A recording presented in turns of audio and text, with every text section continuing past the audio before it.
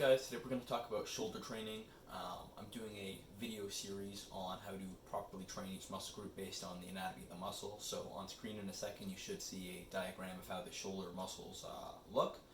And I decided to start with the shoulders because it's one of my favorite muscle groups to train, and it just really helps you look big even if you're in clothing, so that's pretty sweet.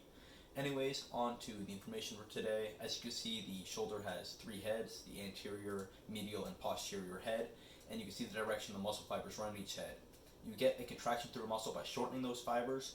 So in the case of the anterior head, you're going to get shortening of the fibers if you raise your arm up or up like that. The medial head if you bring your arm out, and the rear head, the posterior head, if you bring your arm back.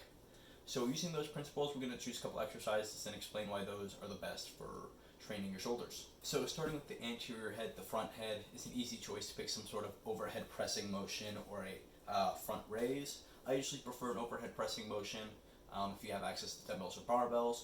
If you don't, you can always kind of turn yourself upside down and do a handstand push-up variation, so you can put your legs on something to anchor some of your weight if an handstand is too hard or your core is not strong enough. You can kind of change the sloped rack to kind of involve more of your chest if your shoulders aren't strong enough to handle your whole body weight. Your other options obviously is a front raise, so you can do something with a band or a cable or even a dumbbell if you do have one handy but not heavy enough for a press. You're going to recruit the same fibers going this way as you would going like this, so you're still going to get a front delt pump. For the medial delt, that's a pretty obvious choice of taking some sort of raise out to the side. I like doing it with dumbbells. You can do it holding small plates, you can do it holding cables, resistance bands, whatever you want. Just make sure you're really keeping your shoulders back and locked in as you bring your shoulder blades back and locked in, as you're bringing your arms up. That way you're really getting a full contraction through the deltoid and you're not just lifting with parts of your traps.